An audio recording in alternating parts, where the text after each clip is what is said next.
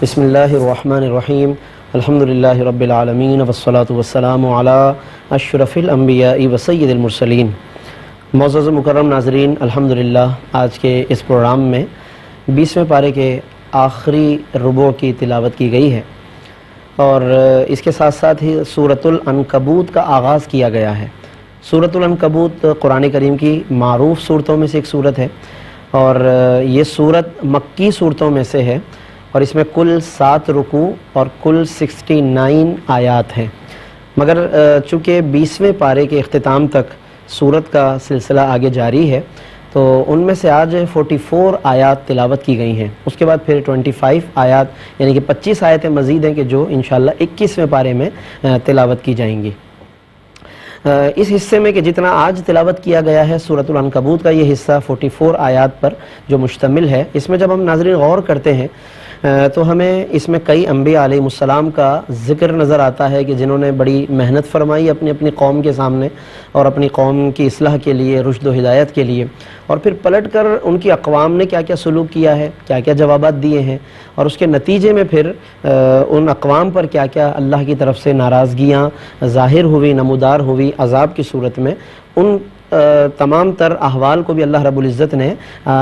بیان فرمایا ہے اور آج کی تلاوت میں ہم نے ان آیات کو سماعت کیا ہے۔ لیکن چونکہ یہ واقعات اس سے پہلے بھی بیان ہو چکے ہیں تو ہم قدر اختصار کے ساتھ ان انبیاء علیہ السلام کی اسماء گرامی اور ان کی قوموں کی طرف کچھ اشارہ کریں گے۔ اس کے ساتھ ساتھ ناظرین آج کی اس تلاوت میں خصوصاً جب کہ ہم ابتدائی اگر آیات میں غور کریں جہاں سے آج ابتدا ہوئی ہے تو اس میں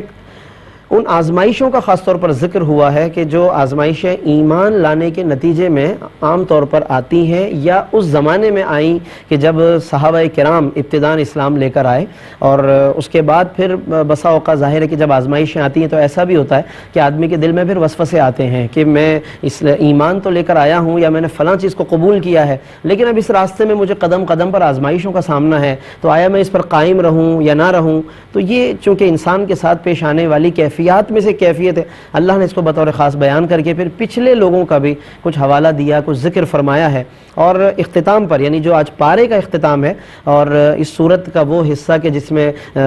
آیت 44 اور اس کے جو ملحقہ اور متصل آیت ہیں ان میں اللہ رب العزت نے تاریخ کے کچھ ان چہروں کو بھی ذکر فرمایا ہے کہ جنہوں نے ہمیشہ انکار کو اپنا وتیرہ بنایا، جس کے اندر فرعون کا ذکر ہے اور حامان کا ذکر ہے اور دیگر متکبرین کا ذکر ہے اور ان کے پھر الگ الگ انجام کو بیان کیا۔ اور سورت کا جو نام ہے العنکبوت تو اس کی بھی ہم اسی میں پھر وجہ تسمیہ بیان کریں گے۔ العنکبوت کا ذکر ان آیات میں ہے کہ آخر اس سورت کو یہ کیوں کہا جاتا ہے، عنکبوت سے مراد کیا ہے۔ ابتدائی طور پر اگر ہم پڑھیں تو فرمایا کہ الف لام میم احسب الناس ان یترکوا ان یقولوا آمنا وهم لا یفتنون، کیا لوگ یہ خیال کرتے ہیں کہ انہیں صرف آمنا کہہ کر چھوڑ دیا جائے گا؟ یعنی آمنا کہہ لیا، ذمہ داریاں ختم ہو گئی، کلمہ پڑھ لیا، بات ختم ہو گئی، کیا اس پر لوگوں کی ذمہ داریاں ختم ہو جائیں گی، انہیں چھوڑ دیا جائے گا؟ وہم لا یفتنون، اور کیا آزمائشیں نہیں آئیں گی؟ تو یعنی ایسا نہیں ہے، آزمائشیں آئیں گی، اور ظاہر ہے کہ ایک ایسی چیز ہم نے قبول کی ہے کہ جو ایک دین حق ہے، تو جب دین حق ہے تو حق کی راہ میں مشکلات آتی ہیں۔ اللہ کے نبیوں کی تاریخ اس پر گواہ ہے، اولیاء امت کی تاریخ گواہ ہے کہ وہ راہ حق پہ جب چلے ہیں تو انہیں پھر قدم قدم پر مشکلات آئی ہیں، انہیں اپنا گھر چھوڑنا پڑا، گھر چھوڑا، اولاد کی قربانیاں، مال کی قربانیاں، جان کی قربانیاں، ایسی بہت ساری مثالیں انبیاء اور بزرگان دین کی تاریخ میں ہمیں نظر آتی ہیں۔ تو اس سورت کا سورۃ العنکبوت کا آغاز بھی کچھ اسی طرح کے مضامین سے کیا گیا ہے۔ حضرت خباب بن الارت رضی اللہ عنہ ایک روایت ناظرین اس سلسلے میں عام طور پر علماء مفسرین بیان کرتے ہیں اور بہت ہی ایمان افروز حدیث ہے، اور اس کے ذریعے سے ان تمام لوگوں کے لیے ایک امید کا سامان ہے اور حوصلہ بڑھانے کے لیے کہ جو کسی بھی وجہ سے مایوسی کا شکار ہوتے ہیں، کچھ آزمائشیں آ جائیں، کچھ تکلیفیں آ جائیں تو دل ڈوبنے لگتا ہے۔ دیکھیے کہ حدیث میں کیا آتا ہے کہ ایک روز نبی کریم صلی اللہ علیہ وسلم خانہ کعبہ کے سائے میں اپنی چادر سے تکیہ لگائے، ٹیک لگائے تشریف فرما تھے۔ صحابہ کہتے ہیں کہ ہم حاضر خدمت ہو کر ہم نے عرض کی یا رسول اللہ، ہم پر مصائب بہت زیادہ ہو گئے، تکلیفیں بہت ہو گئی ہیں، کیا آپ صلی اللہ علیہ وسلم ہمارے لیے دعا نہیں فرماتے؟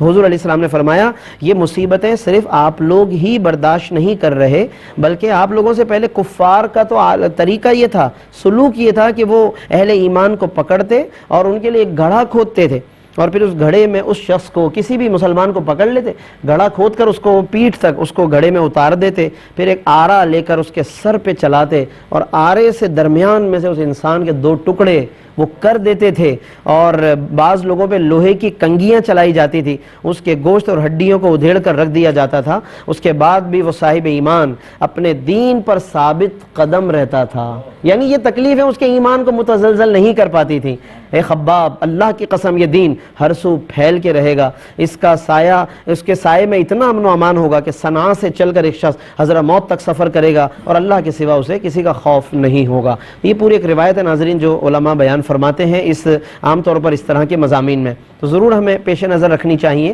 تاکہ ہمیں بھی ایک حوصلہ ملے اور ہمارے اندر بھی ثابت قدمی کی کیفیت پیدا ہو. عبادات میں آج بعض لوگ خدشات کے شکار ہو جاتے ہیں، کچھ احکام شریعت انہیں بتائے جائیں، اس میں کچھ انہیں اگر تکلیف یا مشکل کا سامنا ہو، بلکہ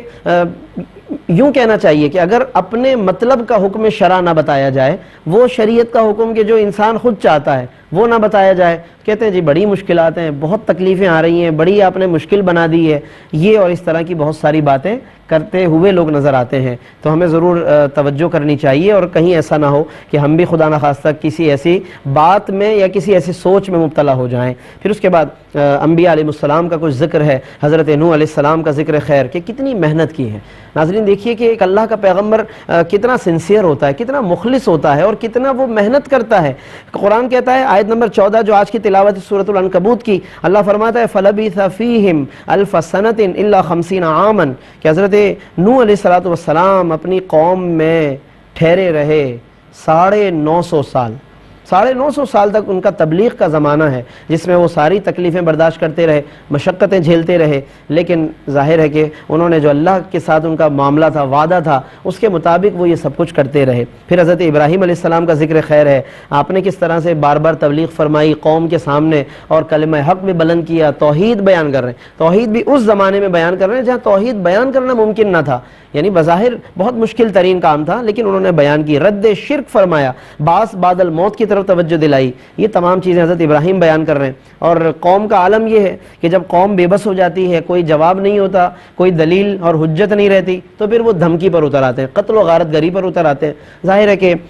عام طور پر لوگوں میں یہ بھی ہمیں نظر آتا ہے کہ جب دلیل کا جواب دلیل سے نہ رہے تو پھر آدمی اس طرح کے ہتھ کنڈوں پر اتر آتا ہے جو اللہ کے نبیوں کے ساتھ بھی لوگوں نے یہ طریقے اپنائے. قرآن بتاتا ہے کہ فما کان جواب قومہ الا ان قالوا اقتلوه او حرقوه، قوم کے پاس کوئی جواب نہ تھا حضرت ابراہیم کے سامنے مگر صرف یہ کہ آپس میں کہنے لگے اقتلوه، یا تو حضرت ابراہیم کو قتل کر دو، او حرقوه، یا آگ جلا کر ان کو جلا دو، ختم کر دو، تاکہ ہمیں کوئی جواب ہی نہ دینا پڑے، ہم جو کرتے آ رہے ہیں ہم وہی کرتے رہیں، وہی کرتے رہیں گے. یہ ان کا ایک مزاج بتایا گیا ہے. لیکن حضرت ابراہیم علیہ السلام نے پھر بھی اپنا سلسلہ جاری رکھا. اللہ نے انعام فرمایا کہ انہیں اس آگ میں بھی ان کی حفاظت فرمائی جو 17ویں پارے میں بات گزر چکی. قلنا یا نار کونی بردا وسلاما علی ابراہیم، اے آگ تو ٹھنڈی ہو جائے میرے ابراہیم پر اور سلامتی والی ہو جا. وہ اللہ کا انعام تھا، لیکن اللہ کے نبی نے تو اپنے آپ کو پیش کر دیا نا، وہ آگ میں چلے گئے. یہ حضرت ابراہیم علیہ السلام کا ایمان تھا کہ وہاں جبریل بھی اگر آتے ہیں اور کہتے ہیں ابراہیم آپ اللہ سے میری کوئی ضرورت ہو تو بتائیے، حضرت ابراہیم کہتے ہیں نہیں تمہاری کوئی ضرورت نہیں. جبریل کہتے ہیں کہ اے ابراہیم خلیل آپ اللہ سے دعا کیجئے، تو کہنے لگے کہ نہیں، آج میں اللہ کی بارگاہ میں بھی یہ عرض نہیں کروں گا کہ مجھے اس آگ سے کوئی ریلیف مل جائے، کوئی مجھے یہاں سے نکال لیا جائے.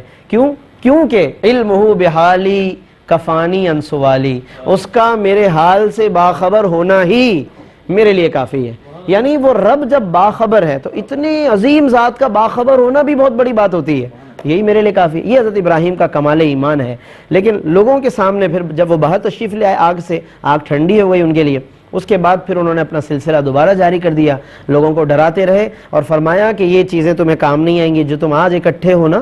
بس یہ آج ہی اکٹھے ہو، قیامت کے دن سب ایک دوسرے کے مخالف ہو جاؤ گے. وَيَلْعَنُ بَعْضُكُمْ بَعْضًا وَمَأْوَاكُمُ النَّارُ وَمَا لَكُمْ مِن نَاصِرٍ، سب ایک دوسرے پہ لعنت کرو گے وہاں پر اور کہو گے اس نے مجھے بھڑکایا، وہ کہے گا نہیں جی اس نے اکسایا، وہ کہے گا نہیں اس نے اکسایا. تو کیا فائدہ کہ جب تم خود ایک دوسرے کے مخالف ہو جاؤ گے، آج ہم بتائے دے رہے ہیں کہ تم مخالف ہو جاؤ گے تو پھر کیا فائدہ. آج یہ ایکا کسی کام کا نہیں ہے، لہذا اصل ایکا اتحاد ہے کہ نبی کے ساتھ ہو اور ان کے ساتھ مل کر چلا جائے. پھر اس کے بعد حضرت لوط علیہ السلام کا ذکر خیر ہے. ان کی قوم کے حوالے سے بھی بتایا کہ ان کی قوم نے کس طرح نافرمانیاں کی، بدکاریوں میں پڑ گئے اور پھر ان کا بھی کس طرح سے انجام ہوا. یہ گزشتہ پاروں میں اس کی تفصیلات گزر چکی ہیں. ہر قوم کا تقریباً ذکر آ چکا ہے، انبیاء کا ذکر آ چکا ہے. اور پھر اس کے بعد حضرت شعیب علیہ السلام کا بھی ذکر ہے، اور جیسا کہ شروع میں ہم نے عرض کیا کہ کچھ ان چہروں کو بھی بے نقاب کیا اللہ تعالیٰ نے کہ جو متکبرین ہیں، جنہوں نے ہمیشہ تکبر کو اپنا وتیرہ بنایا، اللہ کے نبیوں سے مقابلہ کیا، تو اللہ نے پھر ان کا بھی ذکر کیا۔ قوم عاد بھی ہے، قوم سمود بھی ہے، پھر فرمایا وقارون وفرعون وحامان، قارون، فرعون، حامان، یہ وہ تاریخ کے وہ بڑے بڑے لوگ ہیں، متکبرین ہیں اور بڑے بڑے طاغوتی طاقتیں ہیں یہ، کہ جنہوں نے سمجھا کہ شاید دولت ہی سب کچھ ہے، لیکن قرآن کیا کہتا ہے فَكُلًّا أَخَذْنَا بِذَنبِهِ، ہم نے ان میں سے ہر ایک کو پھر پکڑ لیا ان کے جرائم کے سبب۔ فَمِنْهُمْ مَنْ أَرْسَلْنَا عَلَيْهِ حَاصِبًا، کسی پر پتھراؤ یعنی کہ پتھروں کے ذریعے سے، وَمِنْهُمْ مَنْ أَخَذَتْهُ الصَّيْحَةُ چنگھاڑ کے ذریعے سے، وَمِنْهُمْ مَنْ خَسَفْنَا بِهِ الْأَرْضِ زمین میں دھنسانے کے ذریعے سے، وَمِنْهُمْ مَنْ أَغْرَقْنَا غرق کیے جانے کے ذریعے سے، کسی نہ کسی عذاب کا وہ شکار ہوئے اور آج نیست و نابود ہو گئے، کوئی نام و نشان تک نہیں ہے، کوئی اچھے کلمات کے ساتھ ان کا نام لینے والا نہیں ہے۔ یہ سب کچھ ان کا خس و خاشاک کی طرح گویا کہ سب کچھ بہا دیا گیا اور آج کچھ بھی نہیں ہے۔ تو اس لیے اور جنہوں نے ان کے مقابلے میں کلمہ حق کا ساتھ دیا، اللہ کے ساتھ رہے، آج ان سب کا نام ذکر خیر کے ساتھ ہے اور قرآن میں ان کا وہ تذکرہ اچھے کلمات کے ساتھ ہے۔ اور آخر میں بس میں یہ عرض کروں گا کہ سورۃ العنکبوت، عنکبوت ناظرین مکڑی کو کہتے ہیں۔ مکڑی، چونکہ اس میں ذکر ہے کہ وہ لوگ کہ جو بتوں کی عبادت کرتے ہیں، بتوں سے اپنی توقعات وابستہ کر لیتے ہیں، بتوں کو پکارتے ہیں، ان سے مدد طلب کرتے ہیں، تو ان کی مثال ایسی ہے جیسے مکڑی کا جالا، کہ جو مکڑی کے جالے کے اندر جو کمزوری ہے، تو ان بتوں کے ساتھ امیدیں لگانا بھی ایسی ہی کمزور امیدیں ہیں، جیسے ادھر کوئی فائدہ نہیں ہے کہ تھوڑا سا طوفان یا ہوائیں تیز چلیں، مکڑی کا جالا کہاں گیا نہیں معلوم، بس اسی طرح سے بتوں کے ساتھ امیدیں لگانا، اس کا بھی کوئی فائدہ نہیں ہے۔ یہاں پر بس ایک چھوٹی سی وضاحت کہ یہ جب اللہ نے ذکر کیا ان بتوں کا، تو عام طور پر قرآن کا انداز ہے کہ وہ بتوں کا جب ذکر کرتا ہے تو وہ اولیاء من دون اللہ کے الفاظ سے۔ ناظرین یہاں پہ یاد رکھنا چاہیے، ایک اولیاء اللہ ہوتے ہیں اور ایک اولیاء من دون اللہ ہوتے ہیں۔ اولیاء اللہ اللہ کے دوست، اللہ کے محبوب و مقربین، اور ظاہر ہے کہ وہ بہت سارے جو اولیاء ہیں نیک بندے اللہ تعالیٰ کے، تو ان کا ذکر قرآن نے بہت اچھے انداز میں کیا کہ الا ان اولیاء اللہ لا خوف علیہم ولا هم یحزنون۔ لیکن یہ جو بتوں کے لیے اللہ نے لفظ استعمال کیا اولیاء من دون اللہ، من دون اللہ مطلب جو اللہ کے مقابلے میں ہے، تو بت چونکہ اللہ کے مقابلے پر بنائے گئے ہیں تو اس لیے ان کا رد کیا گیا، اور یہ اولیاء اللہ الگ ہیں جو اللہ کے دوست ہیں، یہ کبھی بھی اللہ کے مقابلے پر نہیں ہوتے۔ لہذا آیات کے جن میں بتوں کا رد ہو، ان آیتوں کو کبھی بھی وہاں سے اٹھا کر کسی ولی پر، کسی صاحب ایمان پر چسپاں نہیں کرنا چاہیے۔ یہ بھی چونکہ لوگوں میں اس طرح کی بھی بعض اوقات کوئی اس طرح کی چیزیں نظر آتی ہیں، تو اس کی بھی ناظرین ہمیں اصلاح کرنے کی ضرورت ہے کہ جن میں بتوں کا رد ہے، بتوں سے منع کیا گیا کہ ان کا قرب یا ان سے مانگنا، فریاد وغیرہ، تو وہ چیزیں ظاہر الگ ہے۔ اللہ والوں کا جو مقام ہے وہ اللہ نے انہیں عطا کیا، وہ الگ مقام و مرتبہ ہے۔ آیات کو لے کر ان پر چسپاں کرنا یہ اس کی اجازت نہیں ہے شرعاً، ہمیں یہ باتیں بھی ذہن میں رکھنی چاہیے، اور قرآن کی ان آیات کی تفسیر کا ہمیں صحیح انداز سے مطالعہ کرنا چاہیے۔ اللہ تبارک و تعالی ہمیں ان تمام باتوں کو سمجھنے، ان کو یاد رکھنے اور اس پر عمل کرنے کی توفیق عطا فرمائے۔ وآخر دعوانا الحمدللہ رب